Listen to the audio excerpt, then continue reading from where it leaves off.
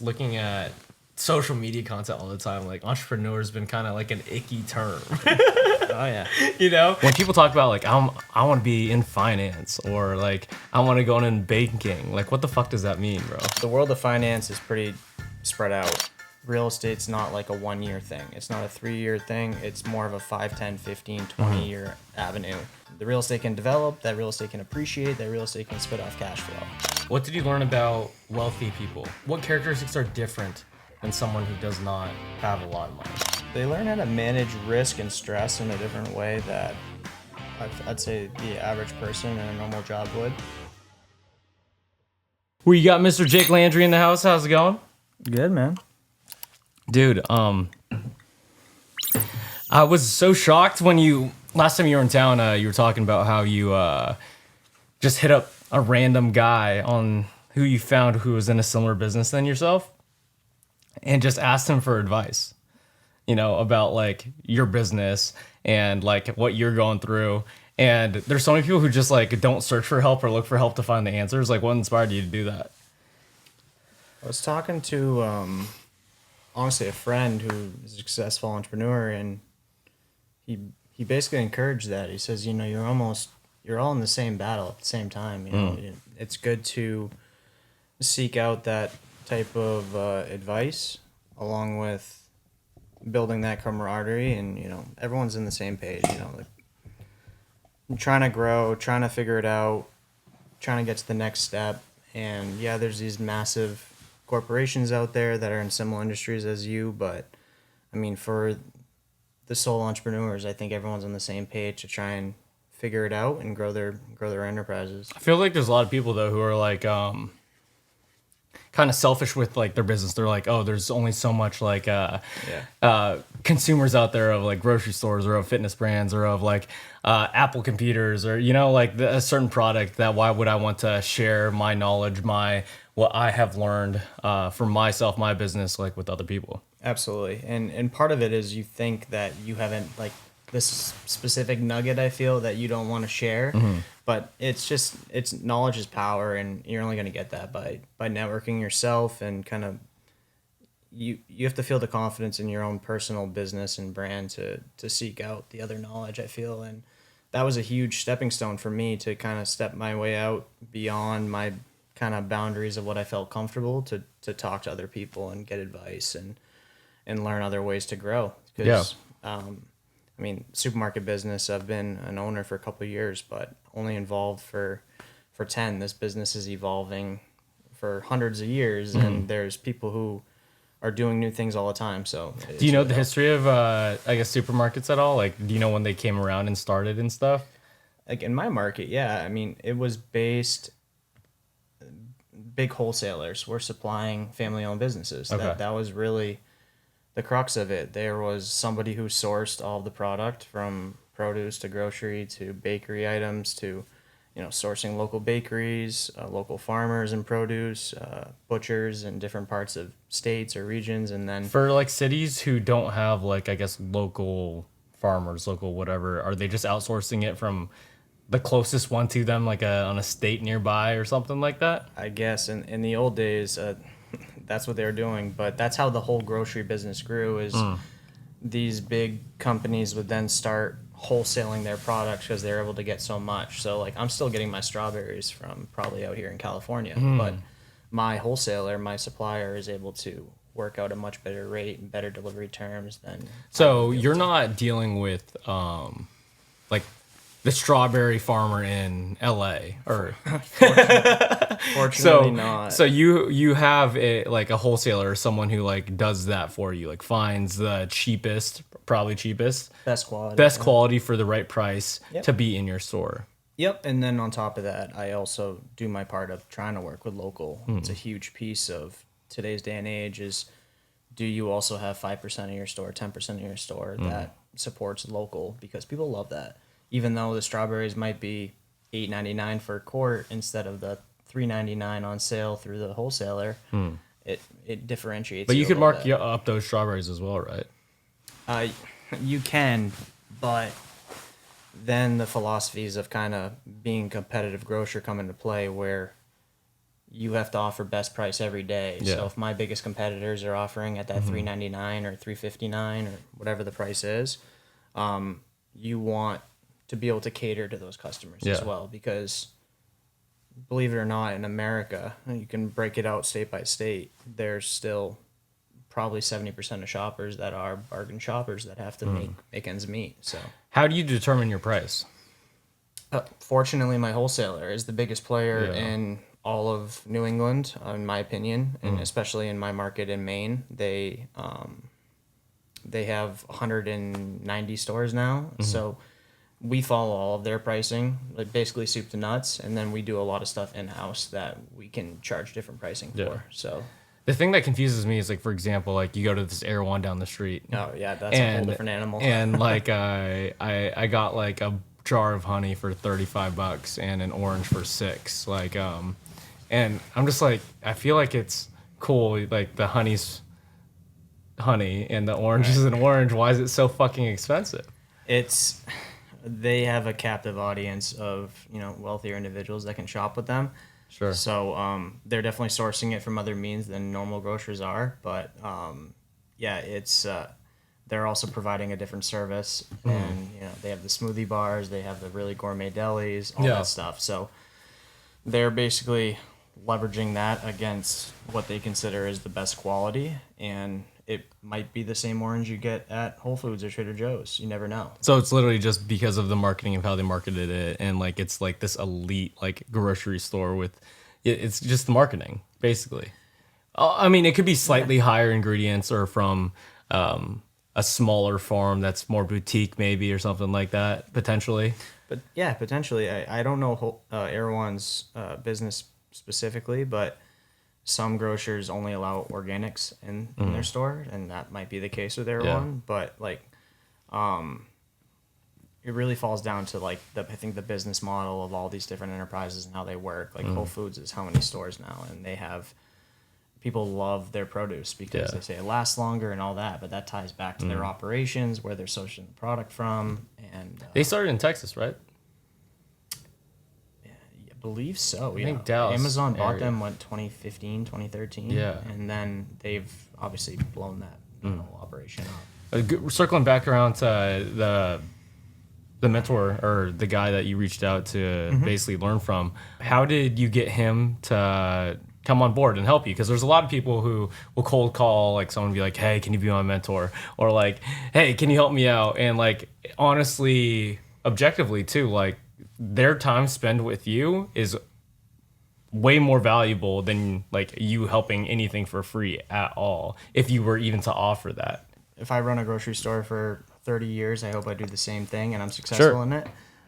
So I feel it's kind of you pass it forward to the next person mentality. I can't really fully speculate on what his intentions are beyond the fact that he was extremely successful in what he did, both in running supermarkets, developing supermarkets, growing them, and then also on the real estate side, which I'm quite involved in, as I've told you about. So for me, it was more of a, like I said, cold call, and said, hey, fortunately he knew of my family and my name, but he was more than gracious to offer out his expertise. And I think I told you, he like hopped in the car the next week and just drove 3 hours to come see me. And I'm like, wow, that's pretty special. And granted, he's done very well for himself and has those needs of flexibility, but I've been really grateful for the people who've done well in their life that want to see someone else do it. And isn't it crazy, like, for example, that specific case that you just said, he literally hopped in the car, spent his couple hours to go drive you, check out your space. There's certain things that friends do or just people do that are just so kind sometimes. I'm just like, why did you do that? Like, that's so kind of you. And it makes me want, like, for example, I just moved into this new space. This is the very first podcast in like a different area, and I had probably 12 people help me move. wow, In like that's this amazing. city, and I was just like overwhelmed with like, just like, why are you helping me? Like you're spending your Tuesday, your whole entire Tuesday helping me out. Like it's a similar feeling to what this gentleman did for you, Oh, yeah. And it just makes me have faith that like there's good people out there good friends out there who like want the best for you as well. Because especially in like a city like LA or any like a big metropolitan, is metropolitan like big city? Yeah, like area. It's so like me all the time. And to find those people is really special, you know? Yeah, no, it definitely is. I think kindness has a lot of power, and it inspires the next generation of people to keep passing that along and keep doing it. Every business owner, yourself included, is needs help along the way, whether it's through compensation or not. I mean, we're all, for the most part, willing to do it. I mean, if someone's willing to help you and benefit your business, I imagine you'd be willing to pay for it. But some people just go, no, you know, I've done well for myself. It's time for you now to buckle down and do it. And here's the roadmap to do it, and you got to put the work in. So. Before we continue this week's conversation, I just wanted to take a quick moment and talk to you about our friends at Mudwater. Their original blend is a coffee alternative made of 100% organic cacao, masala chai, turmeric, lion's mane, reishi, and cordyceps to give you natural energy and focus without the jitters or crash. When I know I'm going to have a long day ahead of me, I mix the Mudwater original blend with some whole milk and a couple drops of honey to elevate my day. In my opinion, it's more flavorful than a chai latte and is better fuel for my body. To elevate your day and get the benefits of coffee without the jitters or crash, click the link below to receive 20% off. And back to the show. Let's circle to the banking part. When people talk about like, I want to be in finance, or like, I want to go in banking, like, what the fuck does that mean, bro? Like, can mean a lot of things for sure. And I give me some avenues, because like when people say that, sometimes like I don't understand at all. I understand private equity a little bit, like you're managing like some billionaire's money, cool. But besides that, like when you were talking about like looking at buildings for Bank of America, I'm just like, what the fuck does that mean, you know? So I guess like when someone who's going into college and they're like, I want to be in finance or I want to go in banking, I feel like half the time I ask these kids who are in college, they don't really understand. No, the world of finance is pretty spread out, and I can speak to it because I went in a couple different avenues, and there's a lot more I could have learned. But going into college, I was a business major, and then I knew I wanted to get into some type of finance element of business, and that resulted in me ending up at Merrill Lynch because I was hunting. You know, why did you want to go, I guess, into like the business major? Family background. So I mean, I grew up in family business. My father was in convenience stores and different real estate ventures my whole childhood. I worked in those ventures for him in multiple capacities, and we had he built up like a small like 500 square foot kiosk on the corner to like a 4,000 square foot convenience center, which he did for 25 years, and you know, provided for my family. It was not an easy life, and definitely not there's no gold spoon life, I can tell you that much, running a convenience store. It was a grind, but he did it, and then he ended up exiting that 2013 to a national gas station provider, and they now own that operation. So being in that background my whole childhood up until 2013, which is when I was almost getting into college, I had that entrepreneurial spirit kind of lifting me into. But you just said it wasn't like a silver spoon place. You saw the difficulties that he had, and like, why was it inspiring for you to do that? For example, for me, like I saw my parents flip houses, and like it didn't look fun, and like it provided for me and my family, but I was like, I don't want to do this. You know, like I don't want to go through what you've gone through in this thing, and I guess for you, what inspired you to be like, yo, this is the thing? Yeah, once the real estate side, I'll come back to that, is definitely what tied me into how beneficial and how rewarding being an entrepreneur is. Comes with a lot of work, but in working in those ventures, and my dad then getting to a larger tenanted center that he then operated out of, grew the business, built economies of scale, that's what really inspired me. So after he sold his company back in 2013. What was so inspiring about it? Real estate's not like a 1 year thing. It's not a 3 year thing. It's more of a 5, 10, 15, 20 year avenue that the real estate can develop, that real estate can appreciate, that real estate can spit off cash flow. And then that cash flow can then be another avenue of passive income for you in the future.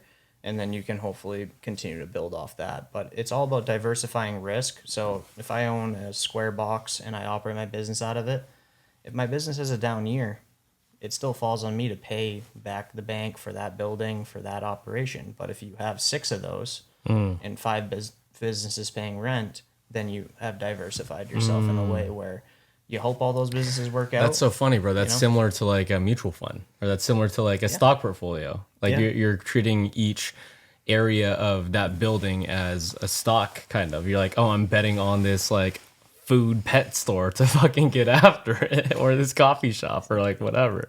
Comes with a lot of risk and a lot of vetting. So the banking background helped me because banks are all about diversifying risk and income streams. Okay.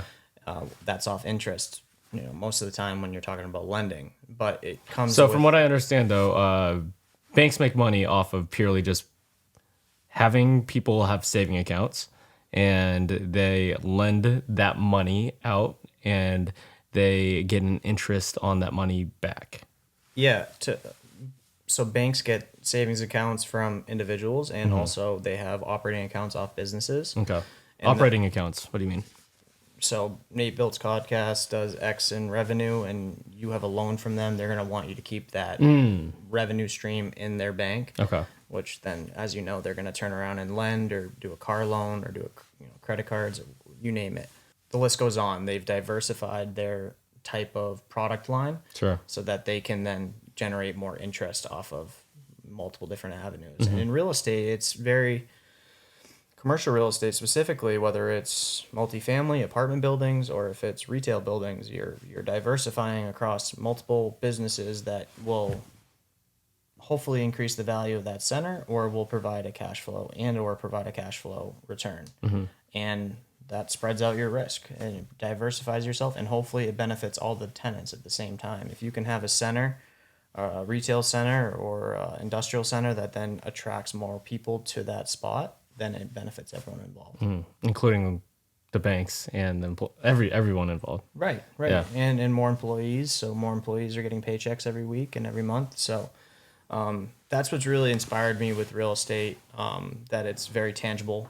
You can see the recurring revenue, and then you can also. So is that what you did for Merrill in terms of because you always talked about real estate when you were there? So at Merrill Lynch, which is where I started on my career in finance, I was doing wealth management, and I was working with What is that?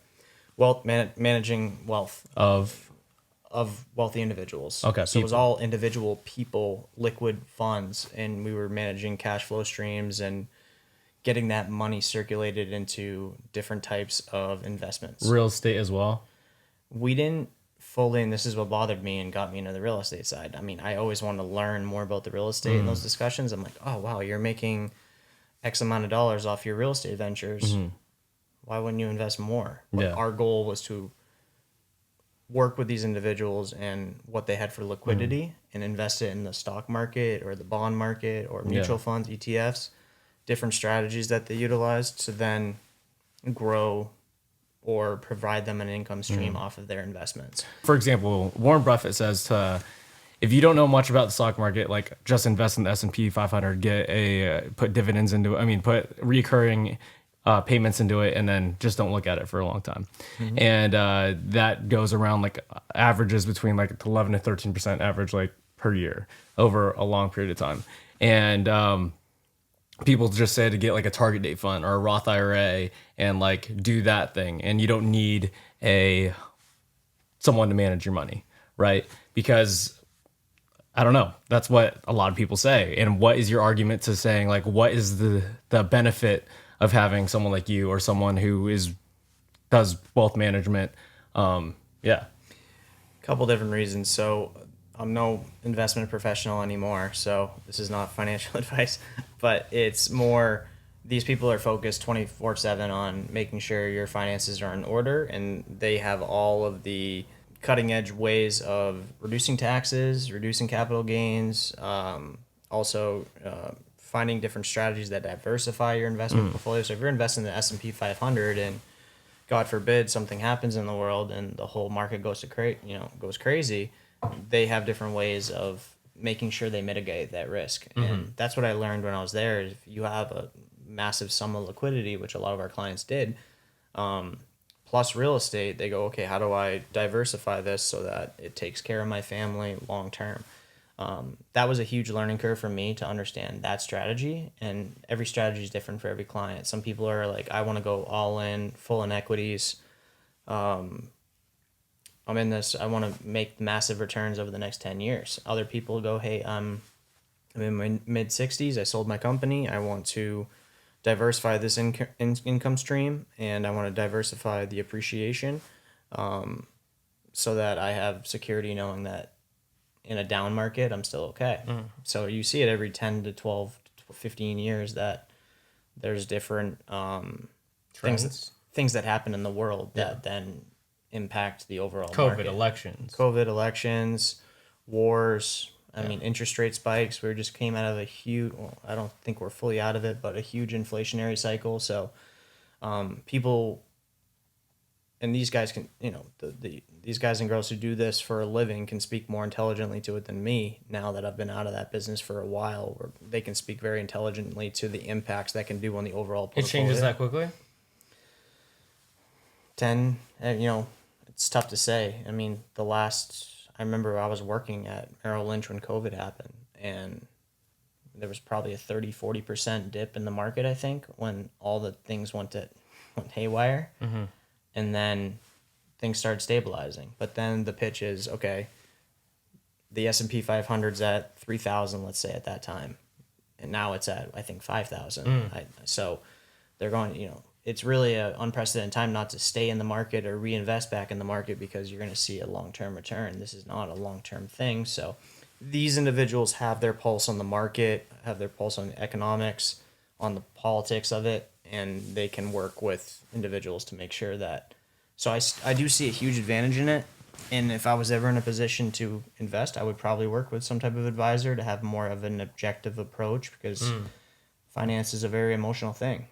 So, and so you think it could be definitely very beneficial to work with a financial advisor or a wealth management group? I do. Yeah. Especially for the right individual who doesn't want to have their hands in the market and be keeping an eye on the market on a day-to-day basis, or at least on a monthly basis. The strategy is critical.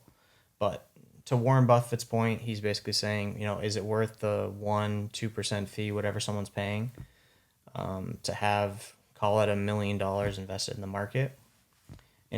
I get Warren Buffett's point too. I mean, because if you just look at the past 70 years, I mean, if you just park your money in the S&P, it can be very beneficial. But in those meetings with clients and everything, hearing about their real estate holdings and the income stream it can produce, along with the improvement of properties and what that value is, what the appreciation rate is if you're taking care of your properties. Let's look at the home market. What's the average home increased year over year? Crazy this last 5 years. Right. So maybe 10. If someone were to just park themselves into real estate, and this area, or right. So multiple different avenues. And the real estate side of it, I mean, my family was never ever kind of heavy stock market or anything like that. The real estate development side of it and the income stream it can generate along with the development side of it always inspired me. Yeah. And as a landlord now, that's been a really cool venture, and I'm looking to continue on it. Did school teach you everything, or a lot of the things that you were learning in Merrill Lynch at all? No, nothing.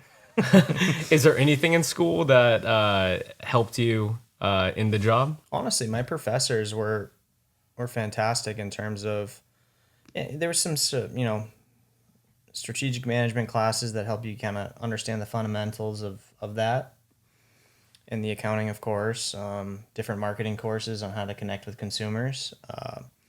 But I'd say the biggest benefit for me was talking to these professors who had business backgrounds, and they've been still in relation with them to this day. I just did a couple presentations in the past year at my college. They asked me to come back and speak to some students, and the relationships are there, and they were willing to work with me and connect me with anybody possible to help me with my career. And I think that networking piece for me as an entrepreneur was the most beneficial piece that they taught me. Yeah. All the great things I learned in school, great, but I would still go back to school if I look back at it, but because of the relationships I built.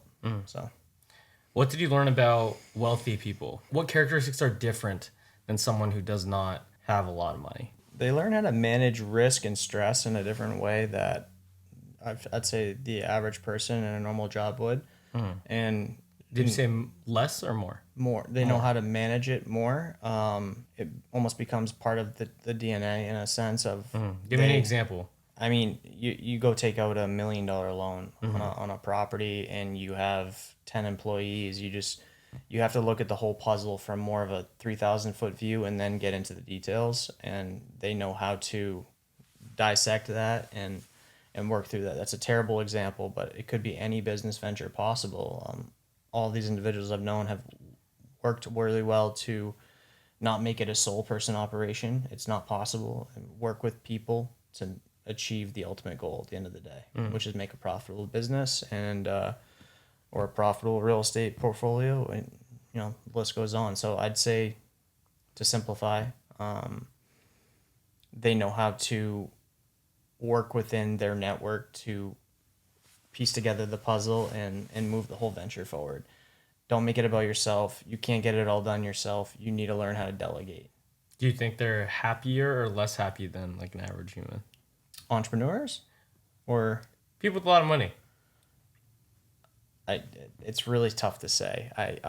I've seen both sides of it. Yeah. Really comes down to you then looking at the personal side of things and how you go about your life. So Because there's always there's like always a lot more problems that come up for sure. yeah, there's Money. like that always dynamic of like, do I strive to make a ton of money? Is that the main goal, or is the main goal like to have to be the perfect dad or to be the perfect partner? Because like something has to sacrifice in terms of like any type of goal. If the goal is like finance, if the goal is fitness, if the goal is like whatever, like for example, like I'm going through this like fitness goal, and a lot of it, especially in the near future, is like I'm giving up a lot of social time out at dinners and stuff, or even during the week. Like I don't do breakfasts anymore with people or anything like that, because especially just for breakfast and lunch, I know that I'm dialed in to this boring ass like eggs, oatmeal, blueberries, and like that is it every single day, so I'm sacrificing that.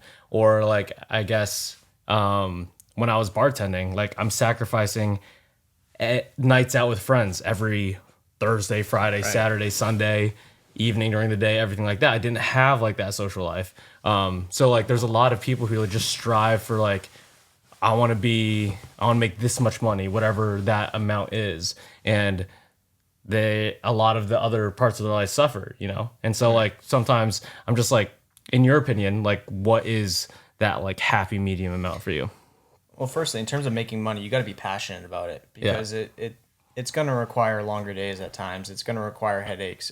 It's going to require all those things. But on the personal front, you definitely got to have the communication element in your personal life, whether it's through a spouse, if you have children, you have a partner, whatever the situation is. I mean, you hear professional athletes speak to it all the time. They're like, baseball players are on the road 100 and how many days of the year? 100 days a year. Professional baseball players, and these, they're also working out in the off season. It's a grind and it impacts families. So you got to have that healthy communication. That's been something I've continued to learn through, and that was a big part of my upbringing as well. Because there were some nights I'm out working through equipment malfunctions and 9-10 p.m. at night and working at the store till 2 o'clock in the morning, if that is the case ever. So those things come up and happen, and it's all part of the benefits you get of being a professional athlete, a business owner, whatever the story may be. So I think communication is key, but if you don't execute on that perfectly, it'll definitely impact your life. And we've all seen those stories come out. So Yeah. And financially is the other part too, because if you take on too much risk, it'll definitely impact you at home. It'll impact your stress levels. It'll impact your family, and you need to be comfortable enough with that. If someone has a $500,000 loan or $1 billion loan, I mean, that you got to be really prepared for the pressure that's going to put on somebody someday, and that's going to always trickle back at home. I'm scared to take out a loan, bro. I feel like in my entire for so long, I'm just like I don't feel like I don't want to owe people money, but like I feel like there's so many people that have built their wealth or have built their businesses off loans. That's a scary thing for sure. I don't encourage it. But there's a lot anybody. of people. There's a lot of people who describe like the good debt. You know, like in real estate, obviously you have to take out a loan to buy your house or buy that building. I guess historically, real estate's probably what is the most secure because it's for a bank size. If you default or if you screw up in operating a property, a apartment complex or whatever, the bank can get the keys tomorrow and it's still making money. Whereas you have a business, it's really hard to change an operator, right? There's a lot more risk involved with taking on a business that's solely wrapped around usually the entrepreneur and the vision that has been there. Yeah. So I'd say banks, at least in my history in doing banking, which was commercial banking for solely real estate, larger properties, it was more of a secure asset because, the bank is prepared to take the keys. That was always the terminology. They never want to take the keys. They always want to work through solutions. But if they do, they have an asset that can be turned around in 6 months. Whereas a business, it's great. Yeah. Goodwill is the term goodwill, is not as easily converted into cash flow. Real estate is a hard asset that can be converted into cash flow quickly and can be sold. Yeah. A business really can't be sold if there's no more income stream, if it's all coming from an entrepreneur. Yeah. I forgot which business it was, but one of your basically buildings that your bank was managing, and it was not making like a profit. I forgot which one it was. But like, what do you do in that situation? Like if you have reoccurring months of like this business that needs to pay rent, but they are not bringing in like the income needed to pay that rent. Oh, not my personal buildings, right? Not your personal buildings. When you were with Oh, yeah. So in those situations, it again, the bank doesn't want the keys, but they can always take the keys if you're defaulting and tripping loan covenants and all that nature. But in those situations, it really falls up to like how long can it go for? Like how long can you not pay rent for until they kick you out? The landlord? I mean, that can happen right away, but depending on the for commercial. For commercial, I know residential has different stipulations, but that was a huge thing in COVID where you'd have 200 apartments and 100 people saying they need rent deferral, and okay, that building doesn't cash flow anymore. If the debt is due, the landlord still has to pay the debt, but if they're not getting the rent payments, how did that work with the government stuff in terms of like rent forgiveness and everything? Like what happens? Like is the government paying these landlords the money that they were owed by these tenants? No, not necessarily. I mean, the landlords had to work through it with the government, with the banks. So this was substantial, but the rent forgiveness, but then there was also the PPP money getting pumped into businesses. So if they didn't offload their staff, they would have some type of support from the government. So that's how that worked. But in these big malls that have 100 tenants that we all go and shop at on the weekends,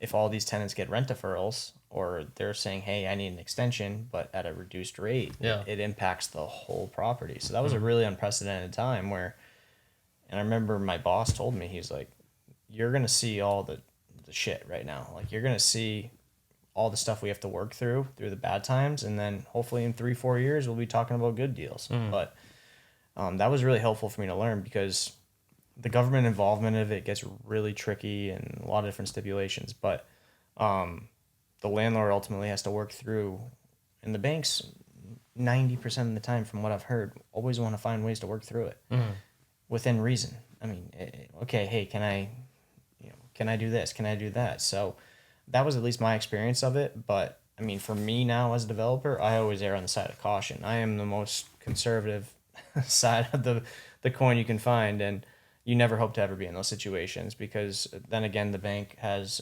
they're all federally regulated. They need to know income streams, tax returns, leases, lease covenants, all that stuff so that they can audit all the BS that came up from COVID too. A lot of stuff that people tried finagling the system to make it work. What was the operations like during, I guess, COVID at your buildings or your grocery store and stuff, because over here, like, all the toilet paper was gone and like everything was off shelves. And like, I guess for a smaller grocery store that's not like a Ralph's or like, I don't know, like a big corporate grocery store, what was that like?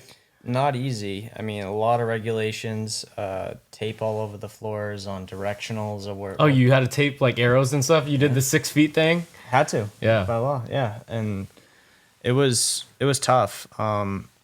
And everyone says, "Oh, grocery prices went way up during COVID," and well, it's because is that true? I mean, demand was higher. It not by us trying to make more profit. It was more the supply chain was all screwed up. Oh, so yeah. you're getting strawberries from California, you're getting avocados from Colombia, you're getting this that.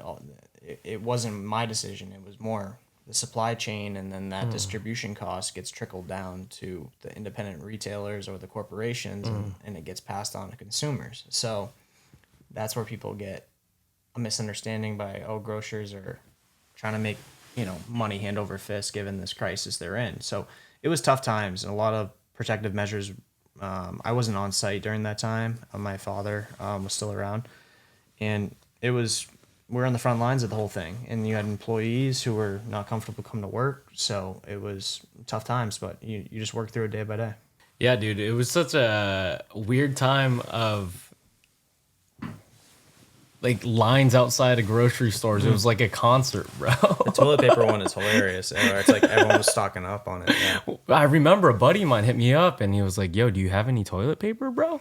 And I was like, "Yeah, I got some." He's like, "Can I get a couple rolls?" And I was like, "Yeah, I guess, bro. What's up?" He's like, "Dude, there's a toilet paper shortage." I'm like, "No, there's not. Like, what are you talking about?" And like, that's crazy. And the waters and like all this can stuff. I have a friend who like got like 50 cans of beans, and I was like, "Bro, what are you doing?"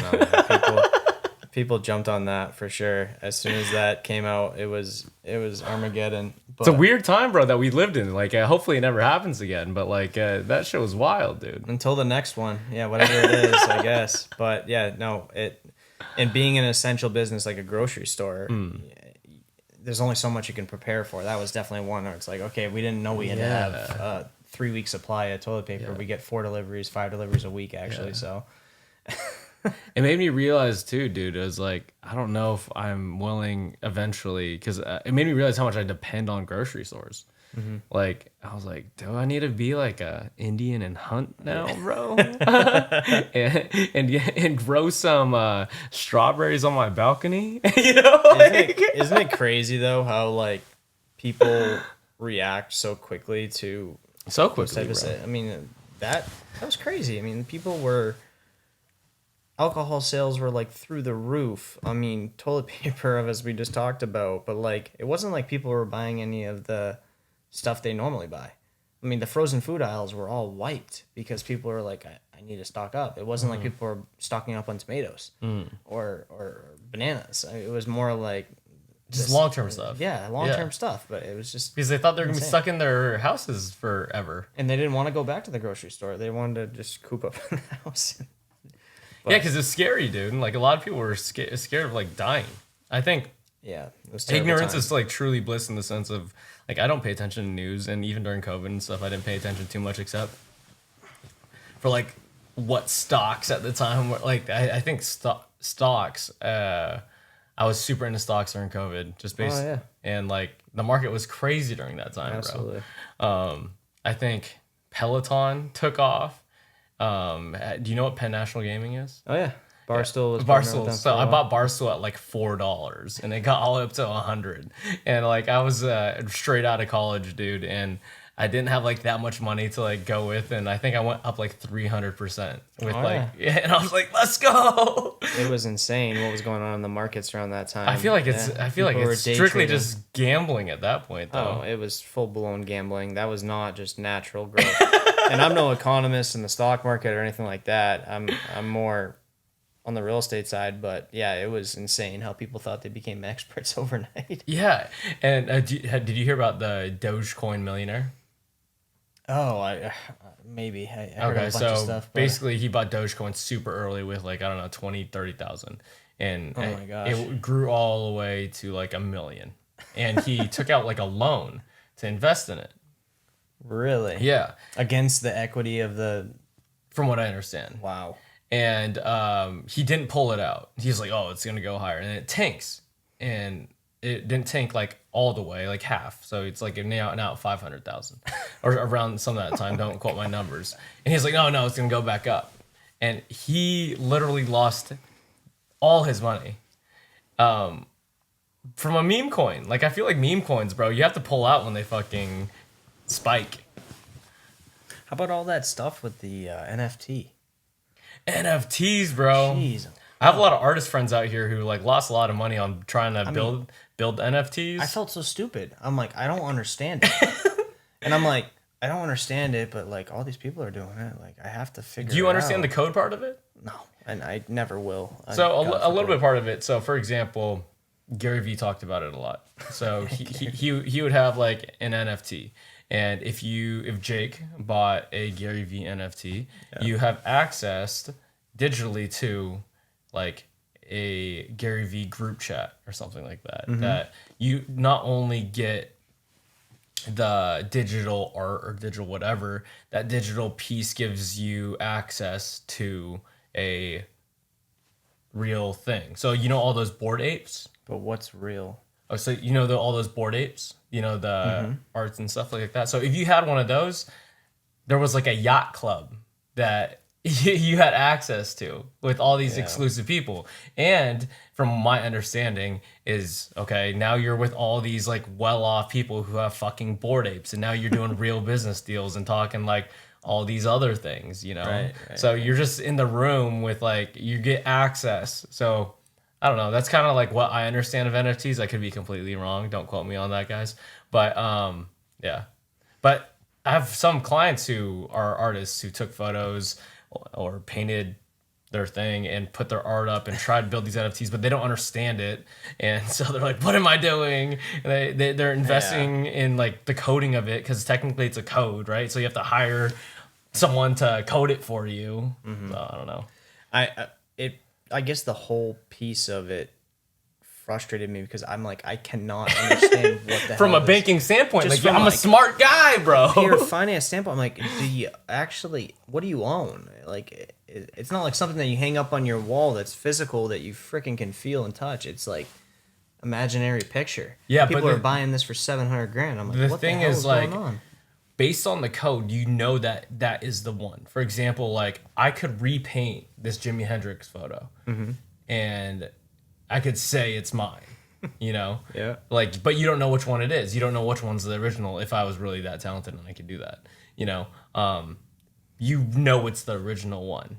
Like that's why crypto is such a big thing. It's because like they know that this is the amount every single year or whatever it is allocated time that produces, they bring out this much more Bitcoin, you know, like versus the dollar, they're just printing that shit. You don't know. Right. Yeah. That's the whole point of like cryptocurrency. There's a lot of people into it. I read the Bitcoin Standards. This book kind of made me have an understanding of it. I understand a little bit. Yeah. I get it. People have made so much money off of it, but I just have not been sold. It drives me crazy. I'm like, I think my biggest regret, I don't know if it's a regret now, dude. When I was in high school, I got a fake ID, and I have a buddy of mine who needed Bitcoin to buy each fake ID, and each fake ID was around 5 Bitcoin, I believe. And I think it was one Bitcoin was like $25 at the time or something like that. That's like what, 50 something thousand, more than that. I think it hit 95, bro. Jeez, it went 50 to 90 when Trump won, I think. Wow. Yeah, so I was just like, dang, I did have a good time with that fake ID, bro. I was at a conference though, like, but those 5 Bitcoin, right now, I might take it back for that fake ID. Yeah, my life might be a little different. I was at a conference and this guy starts talking to me about it, and I'm like, banks aren't. Was it the grocery conference? It was a real estate conference right after that, and then, this guy's talking to me about it, and he goes, oh yeah, it's just an incredible thing. Gives me the whole spiel, and I'm like, oh, that's cool, but why aren't banks behind it? And I'm like, I literally saw Jamie Dimon talk about like how JP Morgan's not. He's like, oh, they are in the back end. Like they're invested in the back end that people don't even know. What does that mean? Like they're invested in companies that own Bitcoin or like Okay. stuff like that. So it's not like a direct correlation to like JP Morgan or whatever firm it is buying this. And I'm like, okay, I guess, but I just don't see it. But people are making a lot of money off of it. I won't be involved in it anytime. Tangible things I need. I like tangible. I like what I can see, feel, touch, and that is worth what it is today. But at least that's me. People have made money in a lot of different ways. So somebody can say that artwork's worth $1 million or 100,000. There's always, if you find a captive audience for it, I guess that's what it's worth. But real estate's just been something our society has always gravitated around because people need a place to eat, work, live, do business. Yeah, art's been a tricky subject. I've had a lot of artists on, a lot of musicians, a lot of painters, and I always ask the question of like, why is this fucking piece of art $1 million and why is this other one like 10? Right. You know, and I think it's just the marketing of it, the exclusivity of it. Like you have to like similar to like Erewhon, like you could say like Erewhon is like the biggest artist of like grocery store fans, you know, they kill it. But it's really, really boggles my mind the difference in price of how like a fucking like what's that one banana with a duct tape in New York? It was in this art gallery. It sold for like 1.6 million or something like that. Gosh. It's literally a banana covered with like duct tape, bro. It sold for 1.7 million, 1.6 million. Yeah. Wow. And I have a friend who's an executive assistant for like this millionaire or billionaire in Malibu, and he holds a lot of his wealth in like art pieces around the house. And I'm just like, do you think you could resell those? Like for the price that you bought? That's kind of crazy.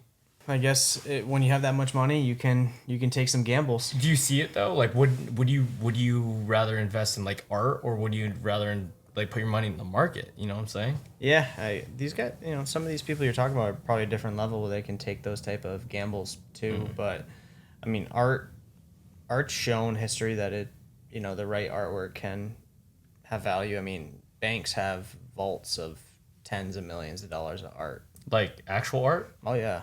Really? Oh yeah. Oh, they hold art. They have literally Like actual art pieces. They work with their private wealth clients on like storing art and investing in art. What? Not together, but yeah, there's... So banks have vaults. Banks have worked with clients of vaults like of art. Specifically, they work with like their clients on investing in art, like through loans, but they also like formulate solutions so that, because it's such a historically good asset for people to protect. I didn't know that. That's crazy. Well, I mean, don't... I mean, I don't know how public that is, but no, bigger banks have really worked well with their affluent clients on ensuring that artwork can be part of their total net worth and portfolio, which I was like, oh my God, there's an art division? Are you kidding me? That's insane. And they formulate solutions to just put it that way to make sure that their artwork's secure and that assets, because you can't have that significant of a piece just sitting in your living room unless you have that much money. Sure. So yeah, it's been a unique, working in banking, that was a unique piece to learn. What was the craziest, I guess, business that like a client of yours has started? Because I feel like there's some like dumb products out there that do really well. Well, I was solely in kind of real estate, so there's some spec stuff that comes up, speculative type real estate deals. I mean, that was not our cup of tea. We were kind of looking for the biggest deals that we could do, and multifamily, retail, maybe industrial for some warehouse space for a national company, global company that does business throughout the U.S. But the riskiest, construction deals are always really risky. You never know what's going to happen. So I don't have anything like knocks off the charts, but yeah, I mean, I think when someone just buys a piece of dirt and they have to pay for the dirt and put all the pieces together while you just paid for a couple $1 million of dirt on a corner of a highway in the middle of nowhere, and you just have this huge vision, it's like, are you shitting me? Holy crap. Like, it's a lot of overhead. Yeah. But I've literally seen people go in and like buy a piece of dirt, based on certain metrics that they feel valuable, and then work their networks and say, I got 4 major tenants coming in right here on ground leases, and they're all going to benefit each other in some way. That's Could crazy, be bro. like a national coffee shop, a national car wash, a national convenience store, and a national like sandwich shop. And like, how many of those have we pulled in our life? A good amount, right? I mean, when you're going down, if you're driving from here to Fresno, I mean, how many of those do you run on? Yeah, a lot. But you think about the overhead on what it takes to make that type of thing happen. Insane. Yeah, I mean, even for individuals, like my parents bought a piece of dirt in this lake town near Fresno. It's called Shaver Lake, and they didn't build on it because they didn't realize like what it takes to even just build a house over there, bro. Right. And like the amount of detail needed or teams needed to like put it together, let alone a whole business with more businesses inside of it. Yeah. You know? How many employees are at the spot that you run in Maine now? The supermarket, we're right around like 55 to 60 right now. And in the summer, we're at like 85. So I'd say it hovers right around 60 this time of year. What's it like being a young man managing 60 or like 55, 60 people, bro? Yeah, it's definitely a huge honor and challenge at the same time. I feel like I'm very present in operations too, so it's very relatable to people, and it's been a good challenge. I'm fortunate for my background in the business. I'm really, really fortunate for my management team too. So it's been a good venture, and every year, every day is a different challenge in terms of management, and just making sure you can look at the business from the level I have to look at it, and capitalizing on what's going to get us to achieve our goal every year. So I'm very adamant about formulating my budget right around this time of the year. So I try and get off site for a little bit, get those pieces together, know what the year goals are for 2025. Like on a personal 3-year level though, loans. like for example, I just started my business like a year ago, and like I'm managing like 2 to 3 people part time, and I'm kind of like, what the fuck am I doing? Like, what do I do? How do I delegate this task and this task for? Mine's a totally different business, like in terms of like editing or like making a Instagram ad. Like it's totally different, but it's still delegation. It's still like trying to get someone to help with the vision that you're trying to create, and I have to do it with like 3 to 4 people. Yours is 55 to 85 people based on what time of year it is. Yep, it's communication and accountability. Like, do you know every single one of those people's like names, what their story is, and like everything that's going on? For the most part, there's 25. Like, do you have to be like on top of it all the time with that? There's 25 to 35 like key people, and then the nature of the business. Unfortunately, there is some turnover. Some people stick around for a month, 2 months. High school's kids, people want second jobs, stuff like that happens. But I mean, given how much I'm at the business, I try and know 90% of the people there, but there's obviously the case where I don't. But you have to be extremely accountable and organized with my goals and how that trickles down to management, and then how that trickles down to their direct reports. So I have meetings every Monday, every single Monday. If I'm not there, I'm on the phone, reiterating our vision, our mission, our goals, and each department manager knows their quarterly goals, and how that trickles down to the staff is what I spend a ton of time on, because it's got to correlate through the whole store, and it's a team effort at the end of the day. So you got to be understanding and be very, very receptive to feedback, because those managers are at the front lines every single day. They are working the front end, the cash registers. They're working the produce department. They're receiving shipments from our wholesaler. They're working the perishable departments in the deli and the kitchen.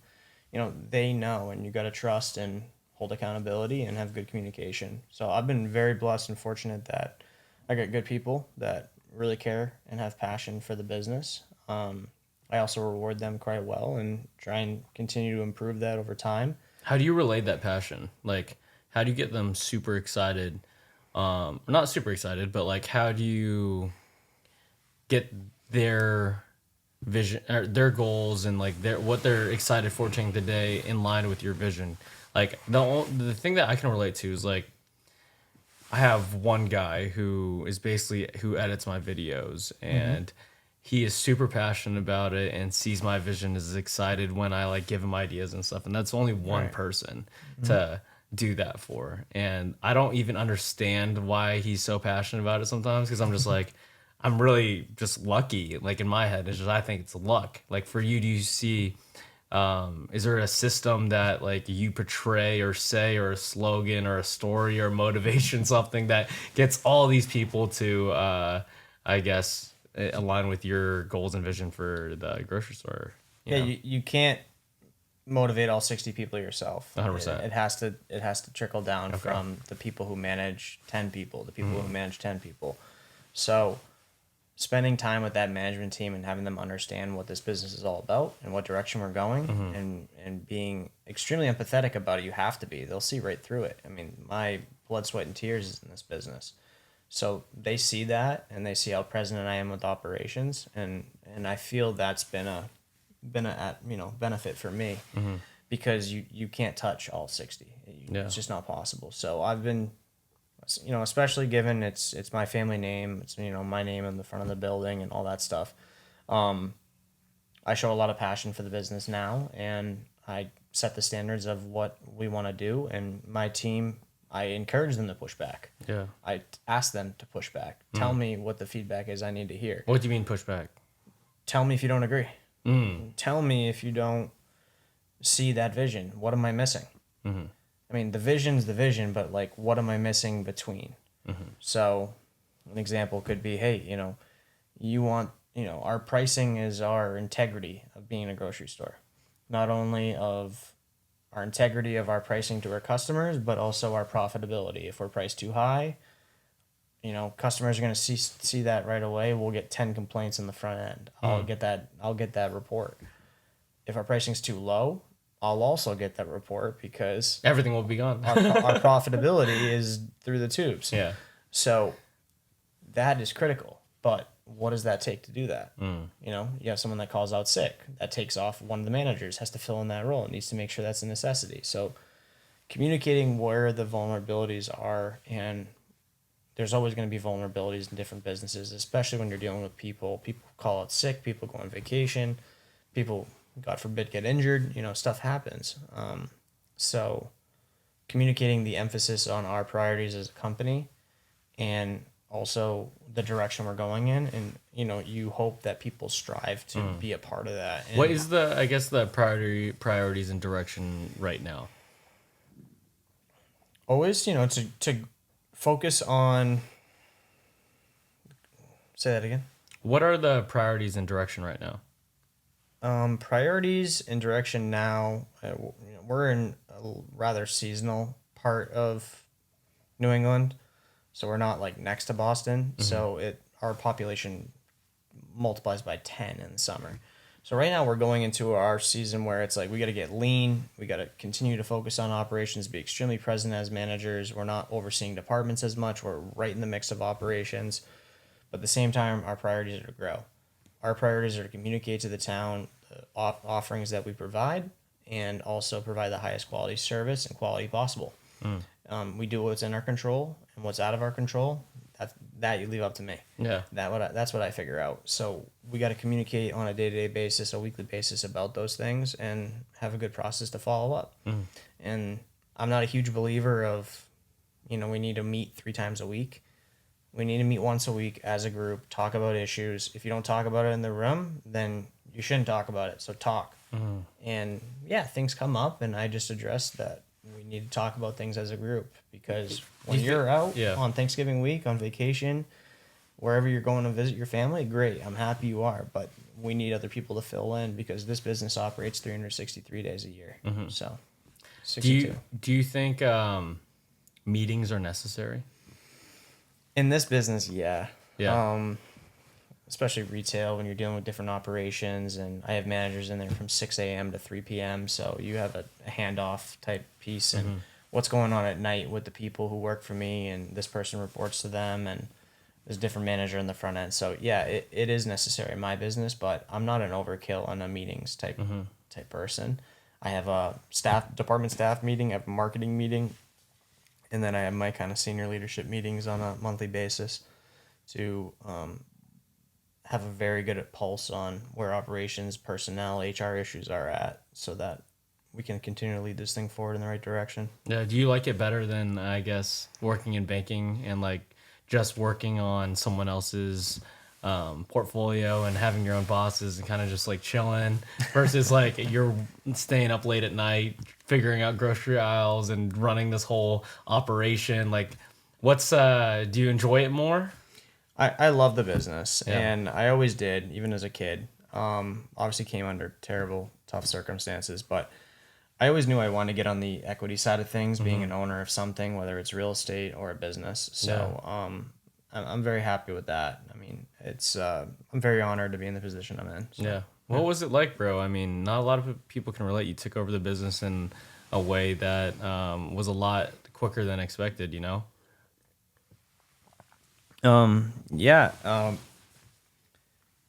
Obviously very emotional time, of course, but you had to act fast and learn and grow real fast, and keep your ego and your emotions just back at home. It's you got to get to work and you got to relate to people, and but then you got to bring your emotions back into it, because it is a very personal matter, even for your staff. We're in small town America. People have a lot of inspiration and pride about being behind somebody who has a vision, and behind, I mean, every company. That's not just small town America, so I take that back. But so I had to bring part of me that I didn't want to come out necessarily to business, in a sense, where I'm like, I'm here to do business and to run the best grocery store possible. But that was my dad. Yeah. My dad did that for 10, 12 years. Yeah. 12 years. Now it's like, all right, I'm part of my dad in a sense, but I'm also Jake, and I'm going to do this. And I had to find my way to work through that dynamic. And, and that's an ongoing thing. So it's, but in terms of buying the company and working through that transition, it was a grind, and just had to take it one step at a time, get in and work with people who, have been very loyal to my family to work through that tough transition process. You called me a couple weeks after your dad passed, and like, Jordan Peterson talks about it a lot in terms of a man doesn't really become a man until like his father passes. You know, I guess, what are the lessons and like characteristics that you had to develop quickly when that happened? Patience is the first one that jumps to mind. My father was a very patient, compassionate man, but he also had the grit of any entrepreneur out there. So being patient and compassionate about how you go about your approach to everything, and then at the end of the day, it's you got to get to business. But on the personal front, I feel like it's easy to wallow up, bro. Like, I feel like it would be easy to just lock yourself in a room and just sit in it for a long time. Like, your ability to take care of like your family and friends in the business at such rapid rate was very admirable from like an objective point of view. You know, appreciate that. And I guess how did you do that, bro? Because I've seen a lot of people do the opposite, like when they lost, especially like a parent. Yeah, it's come with a lot of hurdles, of course, but I got a call one day and had to go obviously deal with that and make some tough decisions about life. But it kind of was so deep seated in my background and my childhood that it was a no-brainer for me. And I needed some time for myself to get through that and to get through the whole transition. But I mean, definitely acting with your heart and taking care of people was the priority. It was not about making money. It was just all about getting through this terrible traumatic experience. And at the end of the day, money's money. I mean, it's not what brings happiness, as you and I talk about all the time, to your life. So I definitely wanted to preserve what my father built up for 12 years, more than 12 years, plus the convenience store side of it. So call it, over 30, maybe 35 years. And I was determined to do that with, and also keep my family. Dude, so crazy impressive, because like, I mean, just that fact alone is because I've seen just like businesses in this parts of LA or my hometown or just basically traveling the world and seeing them. Like sometimes I'll come back to an area and be like, oh, like that store isn't there anymore. Yeah. Or like my favorite coffee shop isn't there anymore. Or like, oh, like there used to be a grocery store right there and it's not there anymore. You know, and it's only been a few years. Like business is hard. Like, and I guess just me having a little taste of it, you know, it's just learning. I mean, the back end of like bookkeeping or like expenses and P&L and balance sheets and like all that. It's to like being able to order products for yourself, you know, like even me just like figuring out how to get hats for like merch and stuff like that. I'm like, this shit's difficult, bro. You know, to stay in business for a long period of time, like most businesses close down within a year. You know, and to be able to provide value to your whole town or for that many years is such a feat in itself, you know. Absolutely. And that's one thing that brings me a ton of passion about the supermarket business is that you're a huge focal point for the community. And I mean, we're the only people that, you know, we're a population of 10, 12,000 people in the winter, 100 something thousand in the summer. I mean, call it there's 1,500 elderly people in that community. I don't know the number, but we're the only people they saw during COVID. I mean, that's where you go talk to people. They're in the post office, and the post office is next door. So that's like the only people they saw. And I have a huge soft spot for elderly people. You know, having grandparents in my life, and they're a huge part of my life. So the community involvement, along with the multiple different profit centers and business elements of a supermarket, has just drawn a lot of passion out of me my whole life. And that's been a really good challenge for me. That's kind of also outside of all the personal dynamics of like, I got to do this for, you know, my family, and I got to do this for my dad. I also got to do this for myself, more importantly, because I know I can't sleep. I would not be sleeping soundly today if I just didn't jump on this. And it's been a good thing for me, good thing for my family. And I'm very happy I did it. So I think life-wise, bro, like I think it's real good in the sense of, especially that type of business, in the way the world is going digitally. Like sometimes I get really uncomfortable even going to a bar and sitting down now. Oh yeah. Because everyone's just like at home, you know, and you meet new people and stuff. Like you see people every single day, you know? So like for me, when I was bartending, I had that practice in, because like I was forced to do it. And like now I see the same people every single day, you know, and it's only those 15 clients on repeat, you know, and it's just a repetitive system.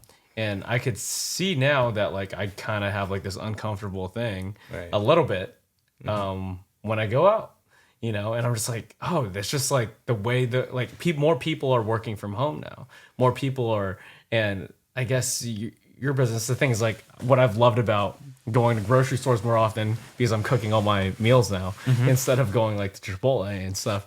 It's like, oh, you see the old lady, you're like, yo, what's up? How you doing? You know, or you see the pretty girl, or you see the old man, or whatever, and like you're sharing this like space. You know, it's a very like that is, I think, necessary to be a good person in the community or in life, bro. Yeah, and that hits it right there. I mean, it's so rewarding being able to communicate with people on a day-to-day basis. Whether I walk in the store and I see that customer who comes in at 8:30 or 9:30 whenever I'm coming in. Dude, people line up, dude.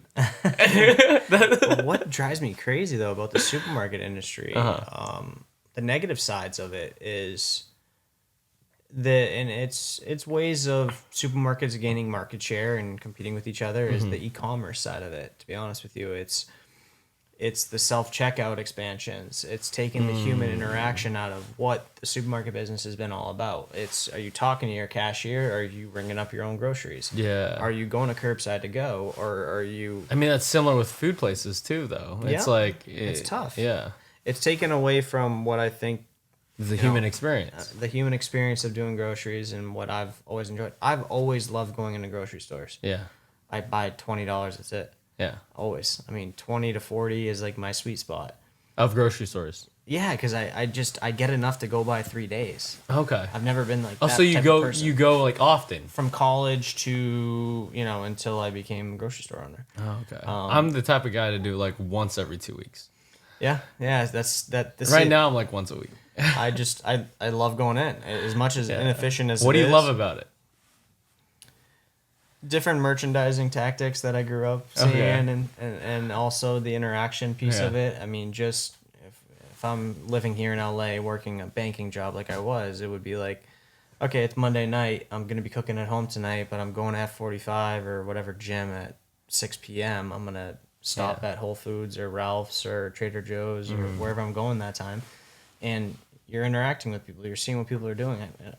For me, it was always just the consumer behavior. Bro, that's so funny that you say that, dude. Because like I think today was the first day I was like, I think I kind of like this shit, bro. I was rolling around my cart, dude. I picked up a couple steaks, and I was like, yo, this is fun. I don't like it for 45 minutes, but I like the good 10-minute stroll through. Just check out what's going on, and also get a couple things. I hate having a fridge with stuff going bad in it. I'm always like really tight with it. So, yeah. There's a lot of people who just like let their fridge pile up, dude. Drives me it's nuts. like months of shit in there, bro. Like it makes me bittersweet about like the evolution of like just humanity and fridges and shit. So like I was a bartender for like 7 years of my life, and ice. I was reading all these bartending books, and ice evolutionized cocktails. Because there's a lot of warm cocktails before the invention of ice. Like ice is a luxury. Like being able to chill things and like make cocktails. Like dilution is like a big part of like the chemical process of how to make like a good quality cocktail. Right. Like dilution and like being like a chilled cocktail. Yeah. Imagine having every cocktail. Imagine drinking that warm. Like it doesn't sound great. No. Like, but what it has done is like, I feel like you're able to preserve stuff that shouldn't be preserved that long, there's this recent thing that came out like a few months ago, the drumstick, the ice cream. Yeah. So you leave it out and it like doesn't lose shape. Really? Doesn't lose shape. So like, what the fuck is it being made out of, bro? Oh my God. And hey, make America healthy again. Here we go.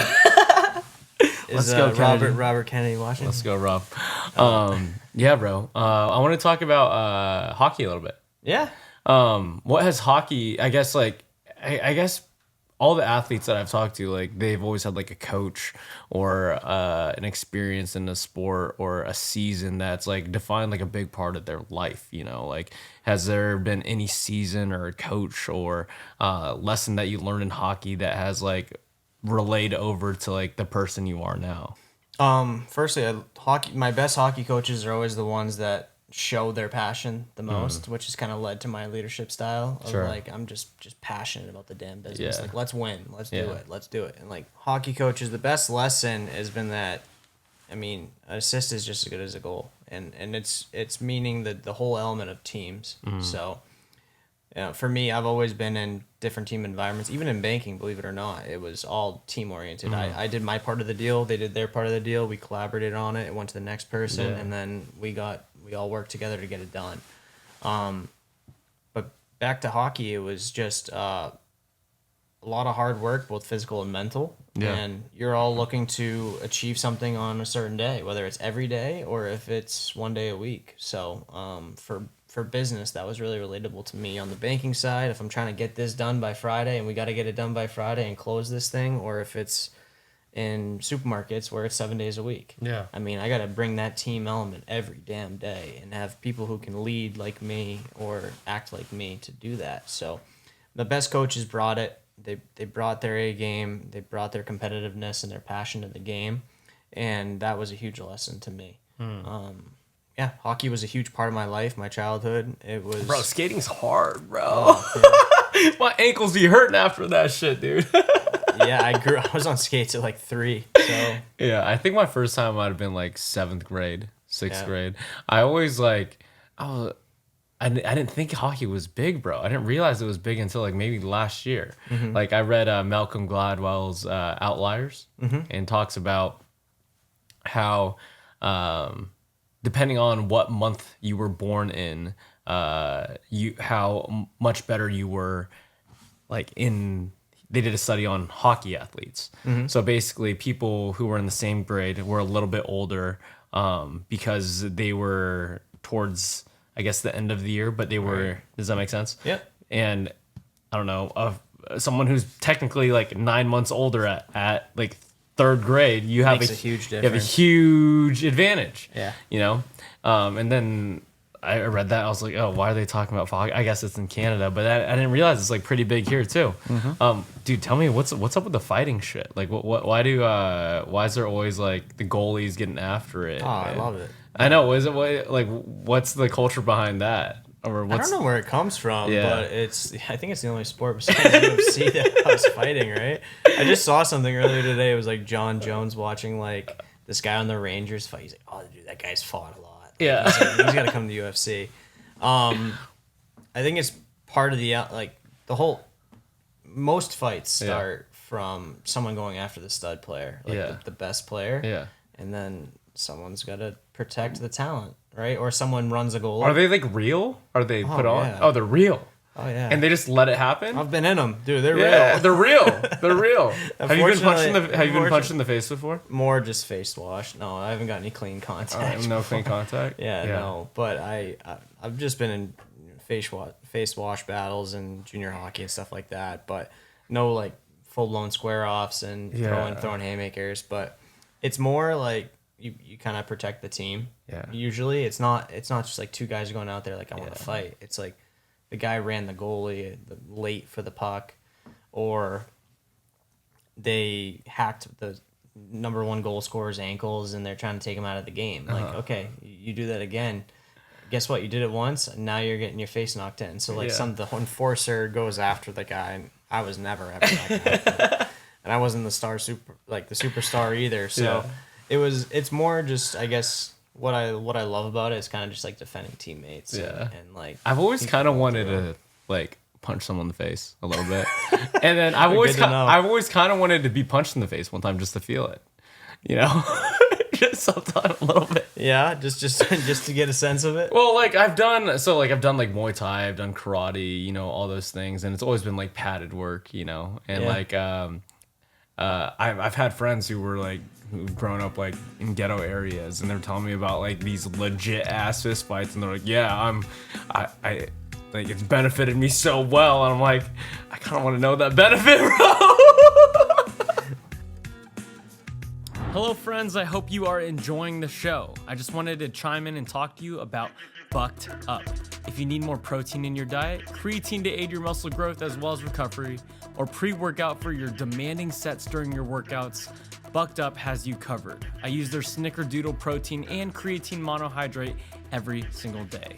And on days I don't feel like working out, their BAMF nootropic pre-workout keeps me swinging kettlebells, running mountains, moving weight inside and outside the gym. If you'd like to try them out and save some money, use code NateBiltz1 for 20% off any order. And back to the show. My parents invested in hockey for me. They started with bribing me with Gatorades and Snicker bars to go skate on the rink they built for me outside. Like that. Oh, they built a rink for you? Oh yeah, watered it with a hose. Wow. Middle of Maine in January, and like Wow. and like my mom would be making dinner, my dad would be doing that, and then she's like, "Come on, just go skate for a minute." And like get him on skates. I'm crying. I don't want to do it. Blah blah blah. Next thing you know, I'm like skating one end to the other, like jumping in snowbanks, like having a blast. Then I fell. So are in you love doing with the sport. are you doing like lines, like sprints with skates? Is that kind of how you trained? Like Well, from like end to end? Well, you train in a bunch of different ways. You have to know your edges. You have to know like everything. But just to start off, I had to enjoy being in the cold and like competing. Like that sucks. Yeah. So like it was just terrible for my parents to get me into it. But then once I loved it and like I'm moving around and understanding my movements and all that. Because it technically, was like, you're cold as fuck like all the time. but then you're sweating like fast when you're on the ice. Like it's hard. Tom Brady just skated. He's like, I have so much respect for hockey players now. Really? He's like, dude, this is tough. Dang. I mean, there's different parts of your body you don't even realize are activated when you're on skates. Sure. Like every single part of your legs. Now you can stop giving me a hard time about my legs. Then once I got to an older age, it was like, okay, we invested in this. Like my parents are very good about being like passive and like not pushing them into like this tournament or this camp or that. It would be like, what do you want to do? Yeah. I want to do it all. And I was like, okay, we'll do what we can. So we'll piece it together. Very expensive sport. And then it was like, I want to do more. I want to do more. And I was excited about it. I was competitive. And then my dad was a coach, and you know, we traveled for it, and my parents were staying in hotel rooms and buying me new gear every year. Yeah. It was like, you parents were nuts. I'm like, that was a lot of money. That's crazy. Yeah. And looking back at it now, too, especially for me, like, I was in, like, everything. I was, like, in water polo. I was in golf. I was in, like, track and field. You know, all that stuff. And that's the equipment, the time, it all adds up, bro. And looking back at it now, I'm super appreciative. And at the time, I guess I didn't appreciate it as much, you know? Do you think it translated at all into your business life and your academic life? Golf more business. Golf, sure, in the sense of I had a Marine golf coach. Like, he made golfers run laps and shit. And he had a couple sayings that were pretty, even until today. Like, he had this thing called AIO, adapt, improvise, and overcome. You know, and so like that's similar to like a lot of things in life, in the sense of shit happens, bro. You gotta adapt, you gotta improvise, you gotta overcome it. It's similar to like Jocko. Do you know Jocko's like whole philosophy of like good? No. So basically, it's like anything that happens, his response is good. Like, for example, dad dies. Like, his response would be like, good, you could become a man, you could take over and take care of your family and this and that. Girlfriend breaks up with you, good. Like, you could develop the characteristics of someone who overcomes heartbreak to develop the characteristics of someone who's like better, you know. Right. You forgot your house foreclosed on, good. Like, you develop the characteristics of someone who is good at finances and coming out of debt. Like, everything is like good. You adapt, you improvise, and overcome, you know. And so like that was like one of my biggest things. And also like physically shit, and getting better at something physical or anything in general, bro. Like, getting good at any skill makes you a better human, in my opinion. Absolutely. That hockey for me was like, you can achieve as much as you put your effort into it. Yeah. And I'm like, wow. And then once I got into business and started understanding what's going to give myself a good life, I'm like, oh my gosh. Yeah. Same thing applies here. I mean, it half up here and half in the work you put. So, I mean, how much you educating yourself, how much you putting out there for effort. So that for me was amazing. Did you ever see someone better than you? Oh, all the time. So like a good example for me was like Bryson. Yeah. Yeah. And I thought I worked hard, bro. Like, I'd show up at 7, 8 a.m. I'd be hitting balls at the time. He'd be there for a couple hours already. And I'd like go home at like 4 or 5, and I saw a Snapchat video of him just like with lights on him on the range at like 9 p.m. And I was just like, oh, like, I'm not working that hard. Like, I feel like it, but there's a different level, bro. It's like the whole Kobe, the whole Michael Jordan, you know? And so even now, like, I feel like I'm working hard, and then like I see another like entrepreneur like yourself or some other business guy now, and like they're spending so much time and or making their systems way more efficient to the point of like, oh, like I'm still not doing enough in this aspect. I'm not making that system efficient enough, or I'm not allocating my time in the right places, you know? So like one thing that sports did for me as well is like, oh, like it makes you realize that there's people better than you out there, and that you could always be adapting and always learning from others and always spending more time or making things more efficient or practicing that skill. More people you talk to, the more ways you look at how to be more efficient or improve yourself or your business. Yeah. That's been my take. But Dude, one thing that I always respect about, especially when we talk about business, you're so prideful when you say entrepreneur. You know, you're like at least looking at social media content all the time, like entrepreneur has been kind of like an icky term. Oh yeah. You know, and like every time you say it with confidence, you say it with like passion, you say it with a lot of proudness. And like I don't think I've never said that in that way, and it's really cool to hear you say it, because like I want to say it like that one day. I mean, when you think about it, you're an entrepreneur. There's no severance. There's no nothing if things don't work out. Yeah. You're back to square one. Sure. So I have a lot of admiration for that. For anybody doing it in any field, it's I think a great way. And I think that's what America's all built about. 70%, I think, business owners is what provides jobs in America, not corporations. Don't fact check me on that. Sure. But I think it's a lot.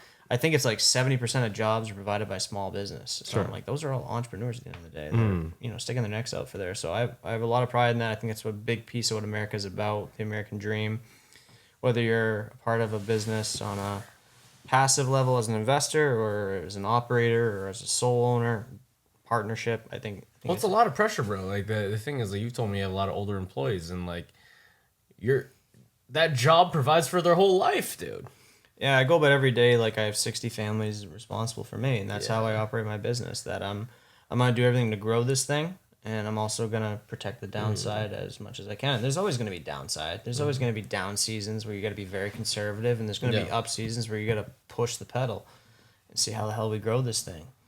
How do we do that so we can hopefully pay people more and draw more of a profit and reinvest in equipment or whatever we're trying to do. Yeah. So that gets me excited about business. And one thing I wanted to mention to you, we were just kind of talking about some different terminologies. Was you ever heard one more rep? Give me more. What do you mean? It's like the guy made a whole philosophy on like one more rep. Like go about your life as if you have one more rep. Okay. So everything you do, just you had a goal of doing 10. Yeah. It's okay. It's 10. You do your workout schedule. Yeah. But you're actually doing 11. But it's all set for 10. But if you set it for 11, then it's 12. I mean, it's just more like in life. I'm also understanding of the element of burnout too. So, sure. But I think if you go about your, the Bryson, what you're just talking about, him out in the lights till 9:00 at night. I mean, it was always one more rep to get it right. One more rep. More rep. If you're that passionate about your craft and what you're doing, you'll find success. Yeah, it's that whole Mike Tyson thing. Is like I only count the reps that hurt. Oh yeah, Muhammad Ali says he doesn't start counting till it hurts. Oh, that's Muhammad Ali, not Mike Tyson. That was Muhammad Ali. Yeah, dude. I love it. That's the only thing is like I always feel like I need to work till burnout. I don't know if that's the healthiest thing. Like you'll find the balance. Yeah, okay. Because like I have such a hunger that I have to give it all that I got for it. Because like at the end of the day, especially like a business thing, like it's all on you. Right. Like if it fails at the end of the day, you're the one in charge of everything.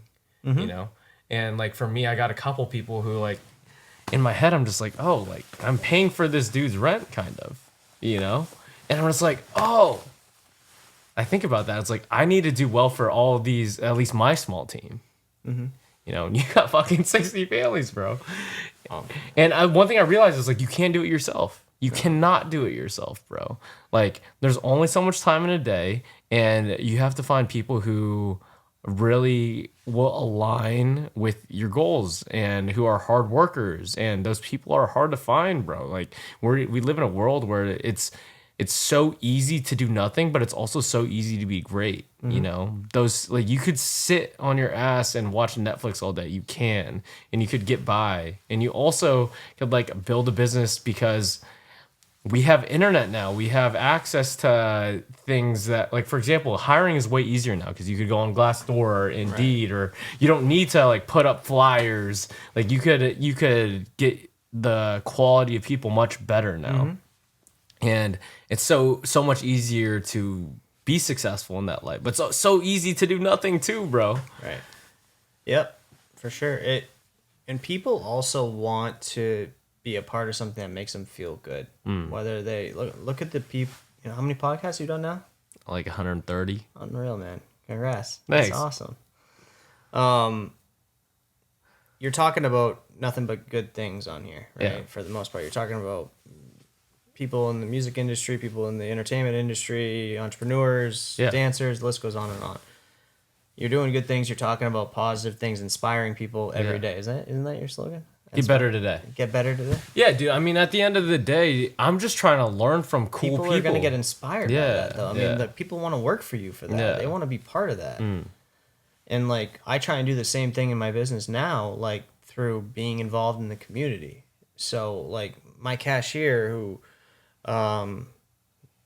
was retired and they want to work and be a part of something, like we're doing XYZ initiative with the community like every single month. Yeah. And we're trying to do our part on supporting that community, because as that community grows, everyone grows. Yeah. So I've broken it down to that level to say I need to connect with these people who are just bringing up groceries. That's an amazing task. Like that's a lot to look at a customer in the face when they walk in the door, when they leave the door. Are they happy? Are they sad? What are you hearing? Yeah. So, for me, that's been through community involvement. For my father, the same. He was amazing at that. And I've, picking up that reign and done as much as I can and more since then. Whether it's through gift cards to needy families in town or through a toy drive around the holidays or for, donating cases of food to the food pantry every single week. Those type of things make people feel special in my type of environment. And it's not just because it makes people feel special that I do it. That's just a reward at the end of the day. And that's the culture that we've tried to foster and build. I do it because it's the right thing to do, and because that's how we've always built our business for the past 35 years, and doing what's right, what's in our ability to support.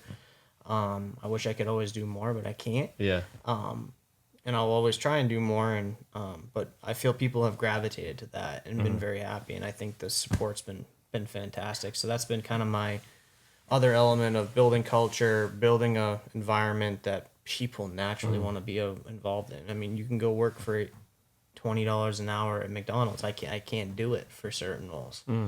So it's crazy how you dissect those roles like that, because I am so admirable and shocked when I see it happen. For example, when I was living in Toluca Lake, there was this cashier at the Trader Joe's over there. She was this like elderly black lady. She was so funny. She'd always hit on me. And but in the most like southern kind way. And I wear these like toe shoes and like short shorts, like especially from a run. And she's like, "Put those away, son." She was like, "Those should not be out." Like in the most, And I love having those type of employees. It's and great. it made my day every single time, dude. And I'm shocked because like when I was like a busser or a dishwasher, like I hated that job. And I don't know if it was because like I wasn't treated well by my management. I don't really know, or I just had a hunger to get out of it. But like when I see someone in a minimum wage job who has good energy, bro, or it's amazing. I just like, where does that come from? Because like when I was there, I didn't have that, and to get that from people is truly special. You know, you want to be a part of something. You want to see that there's a greater good. I mean, everyone knows grocery stores are razor thin margins. Yeah. But this is how we treat the community. This is how the owner treats me. This is how my management team treats me. Like, this is a great place to be. Well, my customers are happy. Yeah. I mean, it makes everyone's life easier. Yeah. But yeah, I think you just mentioned doing the dishwasher. Dishwasher? Dishwasher first, busboy after. Yeah. Right, yeah. So, like, that job was miserable. Yeah, I hated it. But if you had people kind of, like, around you having fun and, like, hey, the grass is greener, like, it's going to get better. Yeah. Like, it probably would have made the job a lot better, right? Sure. Yeah. So it fell on management for dropping the ball, in my opinion, on not showing you that there's a pathway to grow and this is bigger than just washing dishes. But bro, what's the biggest difference between East Coast and West Coast, you think? Oh, dude. Because like you've lived in a lot of places. Yeah, it's really, what's the saying? Like, if you're changing your tire in the East Coast, someone yells at you, but they help you change it. But then on the West Coast, they apologize. I mean, I've never heard of this. Yeah, there's like a saying. It's like, if you get a flat tire in California or New York, it's like in New York, someone yells at you, but then they start helping you change the tire. They're like, "You freaking idiot," or whatever. Yeah. And then in California, it's like, "Oh man, I'm so sorry to see that." And they just keep driving.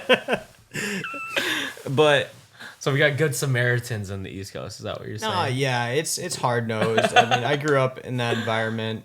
I love the East Coast. It'll always be part of me, like especially the Northeast with Maine and Boston. But I also really love the West Coast. Huge differences. I feel, especially where I was located here in California, Los Angeles. Everyone's here for a reason. So it's super exciting because like there's so many different backgrounds and I mean, people. you would know more so because like you implanted in and you kind of like saw it from like a coming in point of view. Like I've always lived in California and it kind of just seems the normal. Like what do you mean by that? Like they're here for a reason.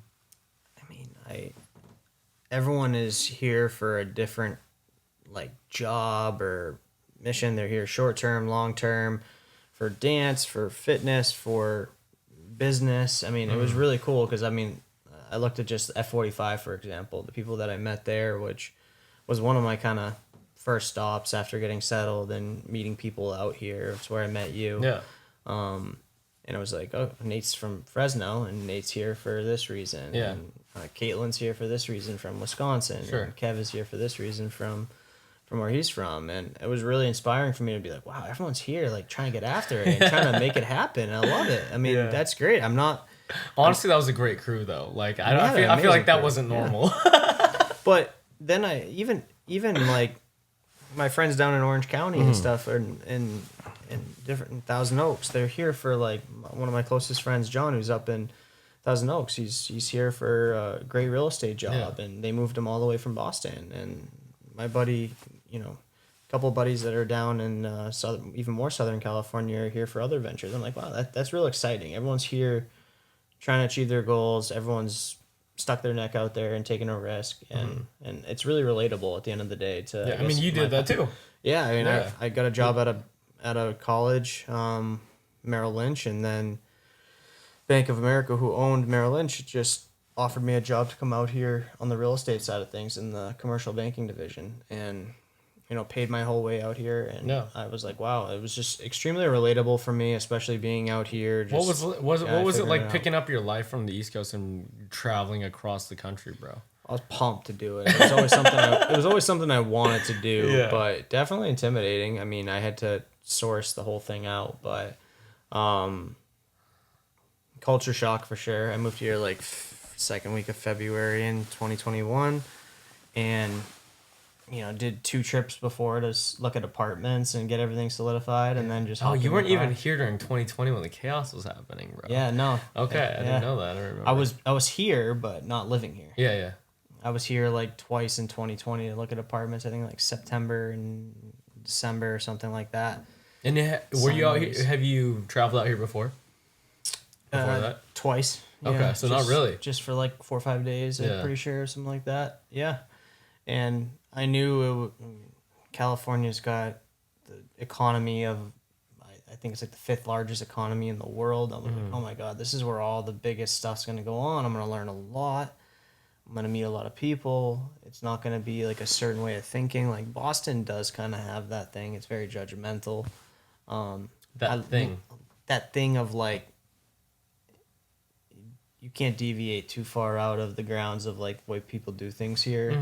You can, but you're just going to get a lot of shit for it. It's just that hard-nosed, straight line thinking. Sure. That's what I grew up around too. And I always said, I really want to I really want to get out to the West Coast at some point in my life. Yeah.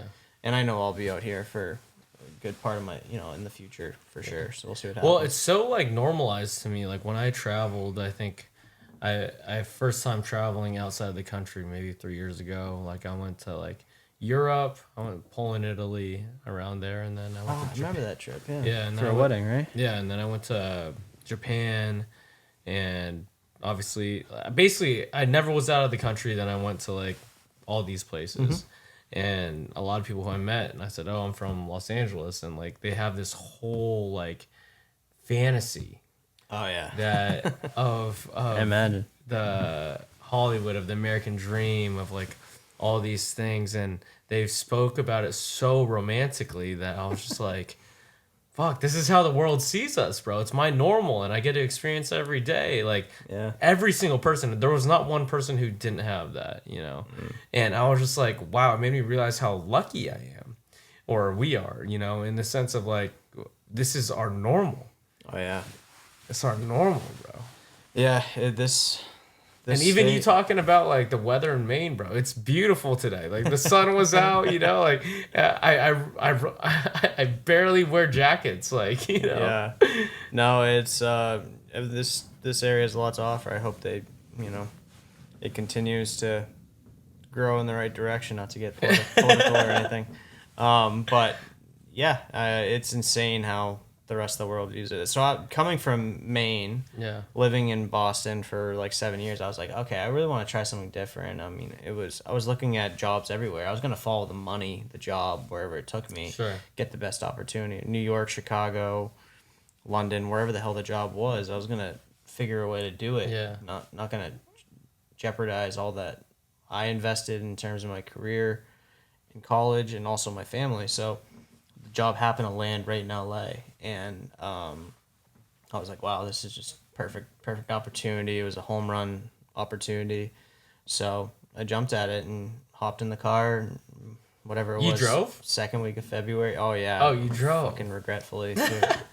So you done a cross country trip. So do you remember that ice storm that hit like Dallas? There was like 50 car pileups back in I was in the middle of that. Yeah. Not in the pileups. Oh, you were in it. So I was in Oklahoma. Oh, sorry. I was in Oklahoma. So I drove from Boston in one day to Knoxville, Tennessee. It was like a 12-hour drive. Slept in Knoxville, got lunch with my buddy in Nashville, and then ended up in like some town like right on the edge. That snowstorm was like a month. Yeah, I ended up in some town like on the edge of Oklahoma, and I'm like, all right, I'm gonna get all through Oklahoma. That place sucks. Like I don't want to spend any time there, so I'm just gonna drive for 6 hours to Oklahoma. So I got a coffee. It's like 7:30, 8 o'clock in the morning. I'm like, what the hell is like a trooper with its lights on like ahead of me doing 60? I'm like, what's going on? Yeah. Cars like all over the place. Yeah. Ice all over it was 50 when I woke up, and then as you drove through Oklahoma, it was a straight ice storm. Yeah. So I got stuck in Oklahoma for like 2 days, and I just did like 15 miles per hour, just getting What? Oh yeah, it was a nightmare.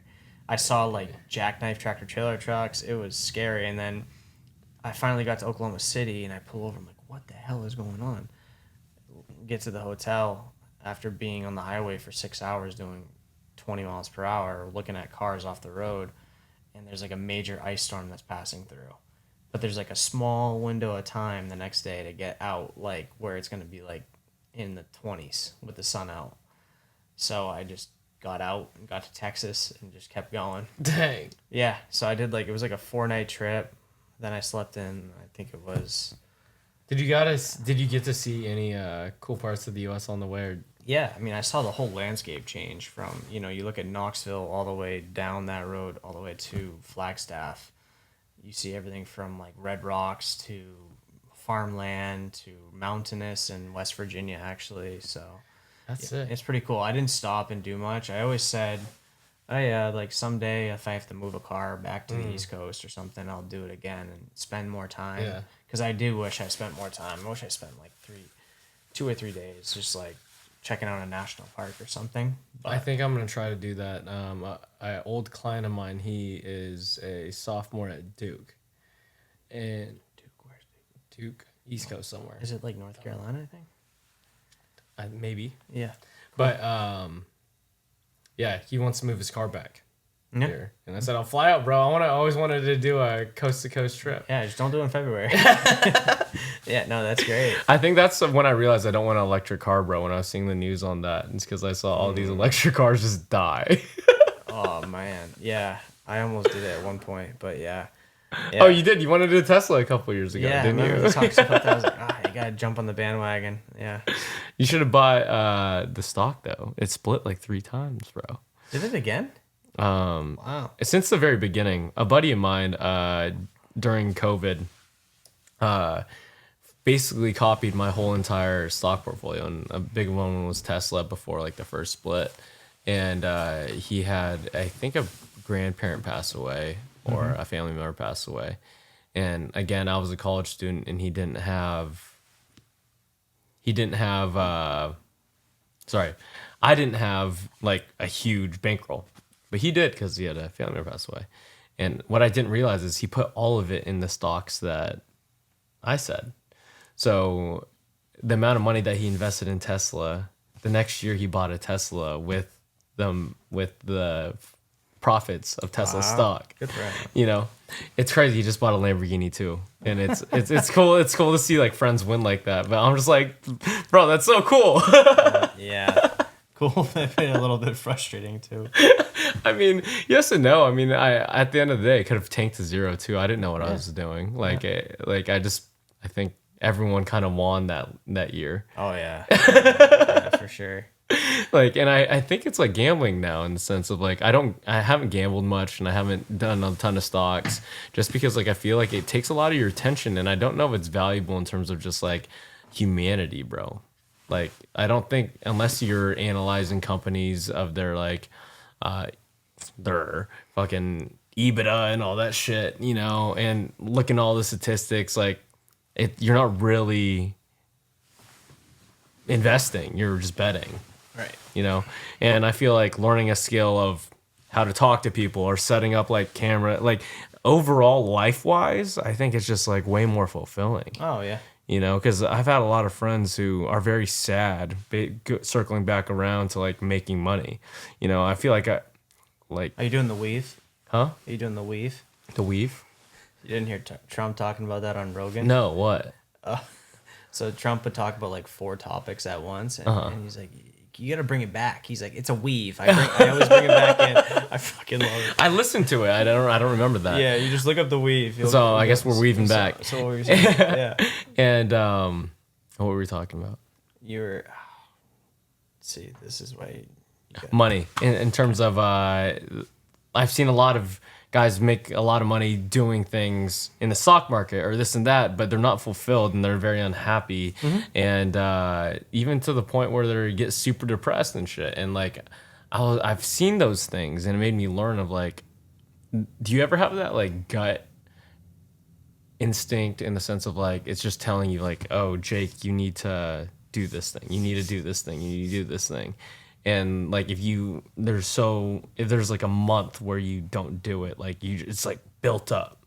You're like, fuck, I gotta do this shit, dude. So like I listen to that all the time and it's been working out. So yeah, there you go. So what's next for you?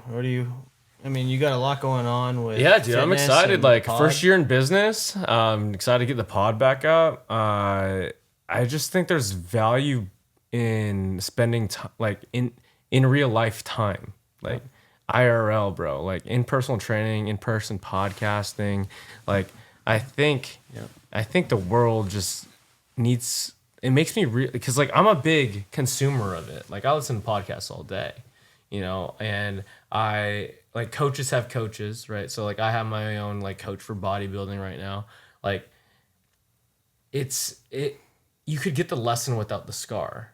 Like so for example, like your mentor for the groceries, like he is probably saving you a lot of battle wounds that he has accumulated and just give you the lesson because he's went through it. Mm-hmm. Does that make sense? Yeah. I was talking to him earlier today about one. It was just, it was very beneficial just in like, hey, what do you think about this? Like, what are the repercussions? What are the advantages? And it was just like, And I think the thing that makes me the happiest or the most fulfilled is like, if I could learn from you from this conversation or learn from someone at a bar about like their life and I could get some lesson in if it's in any realm, bro, if that's in a relationship or if that's in just their view on life or if it's on like the way they make a cocktail or if it's the way they treat their mom, you know, like anything like that, bro, like that's just like a net positive. And like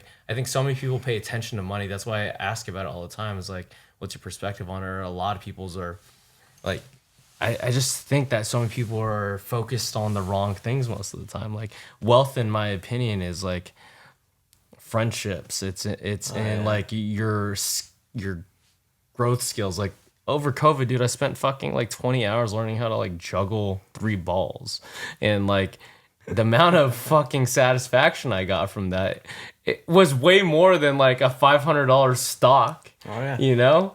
And I was just like, dude, I learned how to fucking put 3 balls in the air and just do this shit. self-growth and like learning about stuff has been really rewarding for me as well. But I look at when I had like nothing. I mean, I'm not paycheck to paycheck, but I was like, okay, I got a job, I got an apartment, I'm doing all right, I'm trying to get to the next level, and then I got an invite to go to like Europe for the first time. And what age was this? Jesus, I was like right out of college, Okay. so like I got like student loans, I got a new job, and like no benefit time built up, so not much vacation time. So like 21, 22. Yeah, I was a little older because of hockey, so cool. Yeah, let's call it just around there.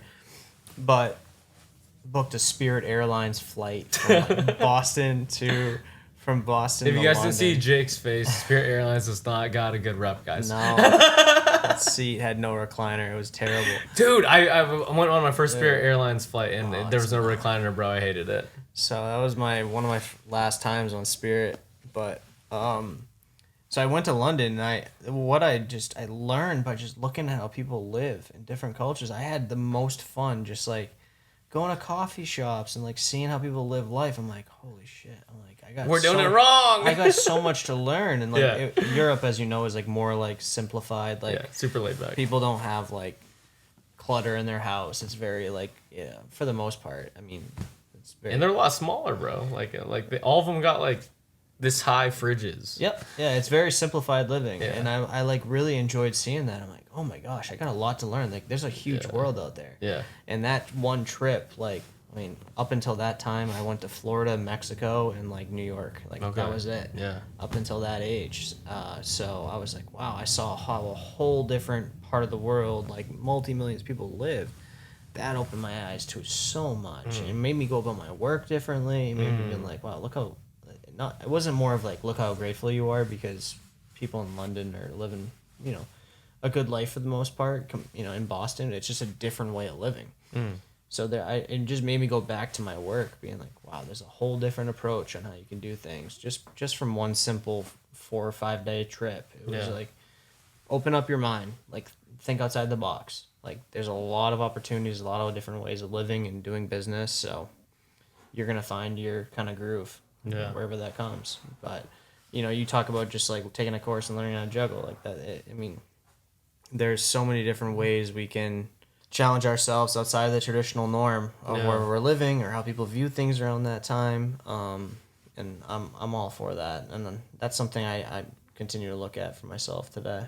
Yeah, I guess having that perspective too, like we have goals that are so linear in a certain category. Like for me, it's fitness, and like podcasting for you, it's like the grocery store. But there's like so many fucking cool things to do in the world, bro. Like, do you ever think about that? Because like sometimes I'm like, am I doing the right thing? Like, should I be in London being a server or something over there? I think it all comes from experiences too, and that's where I love to invest. It's a huge part. How was Brazil, bro? Oh, it's amazing. That was another trip. Yeah, what was that perspective like? Like, what do those people live like? We're very grateful, but they're also extremely appreciated. Yeah. Appreciative. So it's like Say that again. They're super what? Appreciative. No, before that. They're super blank, but they're super appreciative. I mean, they don't have as much to live off as what we do, but they're super appreciative for what they have. Okay.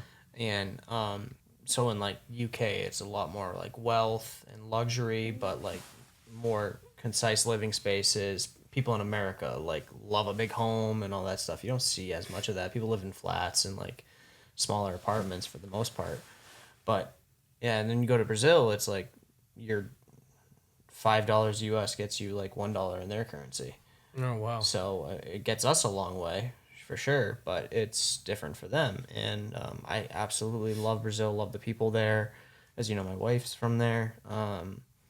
And that opened my eyes to a lot as well, just about how they go about business, like what their culture's all about. So yeah, it was incredible. So that was a really eye-opening experience as well. Obviously, experiencing my wife's family's culture and what she comes from. Really enjoyed it, and just can't wait to be back. I feel like you can't really truly relate until you've been to those places. Like, absolutely. Like my mom's from Laos, my dad's from the Philippines, and they tell me stories, but I feel like I won't be able to really like understand until I go to it. Where's your mom from? Laos. Where's Laos? Asia. how far from the Philippines? Not sure. I know it's I'm pretty sure it's close to Vietnam. Oh, really? Yeah. Nice. Yeah, dude, my mom's story is crazy. Like, she was in, like, a communist regime type of deal and escaped, and, like... Really? Like, there was a lot of... she lost some family members, and... That's crazy, bro. It makes me realize, like, how lucky we have it. That's why I work so hard, too, dude. It's because, like, my family sacrificed so hard for the opportunities that we have, and, like, the ability to just chase my dreams is so fucking cool, bro. Right. Like I have the ability to like wake up early and help people like get fit. Like, you know how people want to do that? So many people want to do that shit. Like I used to train. I started off training employees at UCLA, so like janitors, like chefs in the kitchen over there, and they got like 6 kids, bro, and they're working this shitty ass job. And I'm helping warm them up for work. It was called like warm up to work. Mm-hmm. And like I basically get their body primed up, and they're not fit people, but like the job was to like practice becoming a personal trainer by helping these people warm up properly because they're bending down and all these things to like make sure they're not getting hurt on the job. And like hearing their stories, I'm just like, I'm so lucky, dude. Oh yeah. Because like these people in the U.S. or in L.A. or they're taking like a 2-hour bus ride to UCLA to work a minimum wage job, dude. Wow. And it just puts shit in perspective. It does for sure. I mean, we're very, grateful to be born where we're born and have the opportunities we have. So That's why I mean, politic wise, it's just like.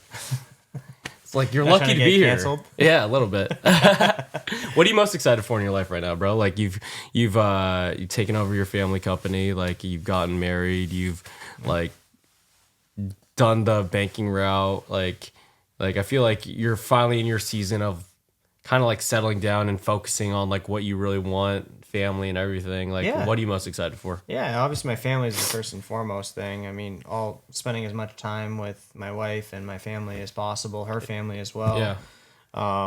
So having the freedom to be able to do that as much as I can, and then, continuing to grow in the grocery business, and a huge passion for real estate, see where that takes me in terms of different developments that I have ongoing right now. So for me, that's really exciting, and we'll see where it goes. Fuck it, bro. Thanks for coming on. I think that's pretty good. We'll do it in a couple of years, bro, or in a year or whatever. Yeah, appreciate having me on. See where we go.